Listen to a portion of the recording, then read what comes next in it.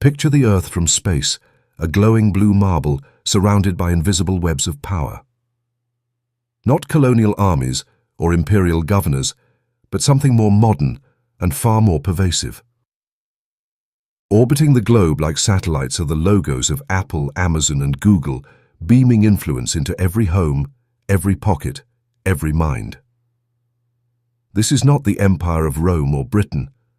It's the American empire of today, built not on conquest, but on code, culture, capital, and control.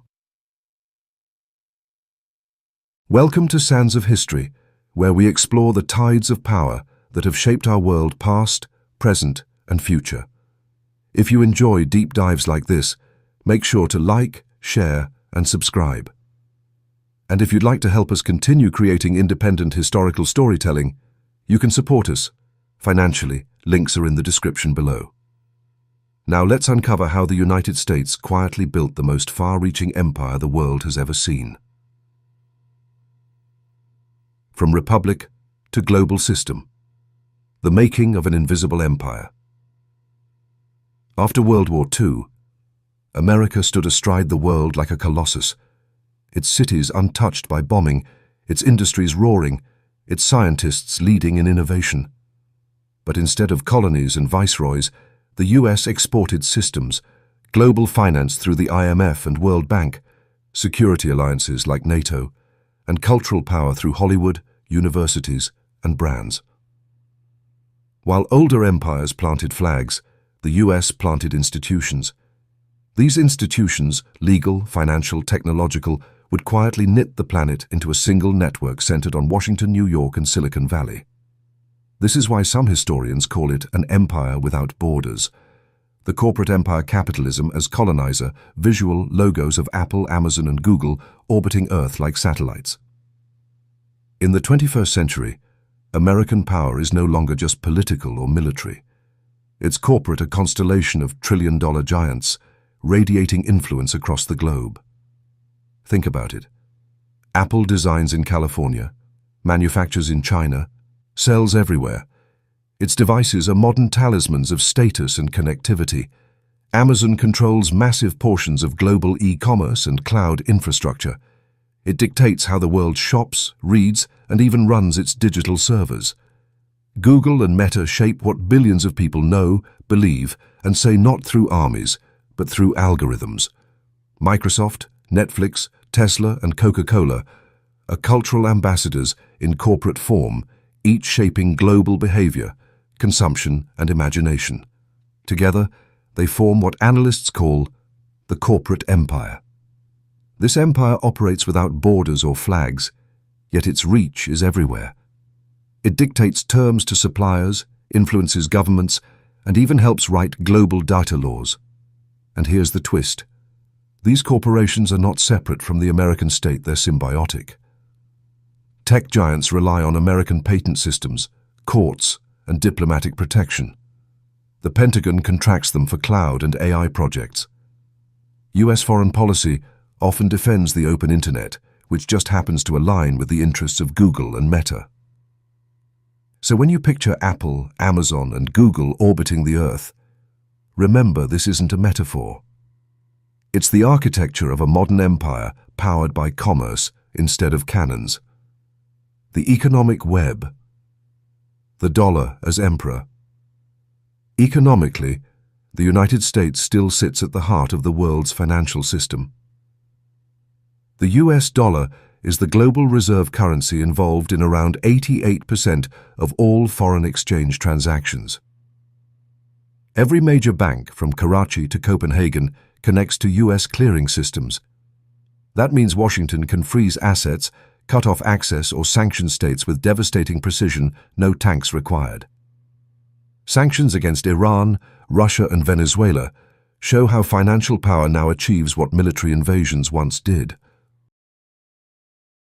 Through the IMF, World Bank, and global trade networks, the United States exports not just goods but economic ideology, free markets, deregulation, and privatization. This system, often called the Washington Consensus, has shaped economic policies from Latin America to South Asia. the empire of old extracted gold and spices. The empire of today extracts data, debt, and dependency, the military machine bases of a global garrison. While corporate and economic power define America's soft empire, hard power still matters, and America's military presence is staggering. The US maintains over 700 military installations in more than 80 countries. No other state in history has sustained such reach. In Europe, it leads NATO. In the Pacific, it surrounds China with alliances. In the Middle East, it guards energy routes and strategic choke points. From drones in Djibouti to naval fleets in the South China Sea, American command networks ensure that no corner of the Earth is beyond its surveillance or strike capacity. As one analyst said, the sun never sets on the American base network. This garrison system doesn't just project force, it shapes politics. Host nations receive military aid, training and technology, but often at the cost of strategic independence. In this way, the Pentagon has become the imperial backbone of a global order that sustains corporate and financial interests alike. The cultural empire mines, myths, and media. Empires survive not only through armies, but through ideas. For decades, the US has exported a lifestyle, a myth of modernity, freedom, and success. Hollywood films, pop music, jeans, fast food, and now streaming platforms all project a vision of life that billions subconsciously absorb. English became the global lingua franca through American media, while platforms like YouTube, Instagram, and Netflix turn American culture into global culture. But culture is not neutral. It carries values: individualism, consumerism, and a belief in technological salvation. As cultural theorist Herbert Schiller once wrote, "The penetration of American imagery is not entertainment, it is ideology." This cultural reach ensures that even in countries critical of US foreign policy, people still consume American dreams. Mechanisms of control. The empire without colonies. Unlike the British or Roman empires, America's power is networked, not territorial. It operates through what scholars call imperial circuits of control: finance, the dollar system, IMF loans, global debt markets; technology, control of semiconductors, cloud computing, and internet infrastructure; military, global command centers and forward bases; culture, global media, streaming, and education; law and governance, trade rules, intellectual property regimes, and digital standards. In combination, these networks form a planetary operating system written largely in English and running on American servers. Even resistance to this system often occurs within it: activists on Twitter, governments on Zoom, transactions through SWIFT. The empire has no colonies, yet its architecture lives inside everyone's devices. The pushback cracks in the global order, but no empire lasts forever. Today, the global reach of American power faces real challenges. China's rise. With Belt and Road investments, currency swaps, and its own tech giants, Beijing offers a parallel order. Multipolarity. Nations like India, Brazil, and regional blocs assert independent diplomacy. Sanction. Fatigue. Countries are creating non-dollar trade systems to bypass US pressure. Cultural fatigue. From Europe to Africa, there's growing critique of Western media dominance and cultural homogenization. Domestic division. At home, polarization and inequality threaten the stability that global dominance requires. These cracks don't end the empire overnight, but they signal a transition from unipolarity to plural power. Still, the web remains vast, flexible, and deeply embedded. The future evolution or decline. Will the American empire endure? There are three competing forecasts. 1. Adaptation. The US modernizes its networks, shares power with allies, and retains influence through cooperation and innovation. 2. Decline. Economic strains and domestic chaos weaken its global reach. Other poles rise. 3. Transformation. The empire doesn't collapse. It mutates from a national empire to a corporate digital empire, run by transnational tech giants under an American flag. The third path, many argue, is already happening. In a sense, the empire is becoming post-national. Its real rulers are the CEOs of data empires, rather than generals or diplomats.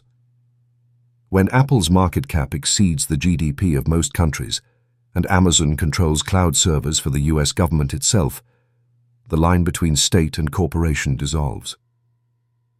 The 20th century had the American century. The 21st may belong to the corporate empire, what it means for the rest of us. Why should this matter to someone sitting in Lahore, Nairobi, or Manila? Because the decisions made in Silicon Valley or Washington ripple across your daily life. The price of oil and the strength of your currency depend on the US dollar.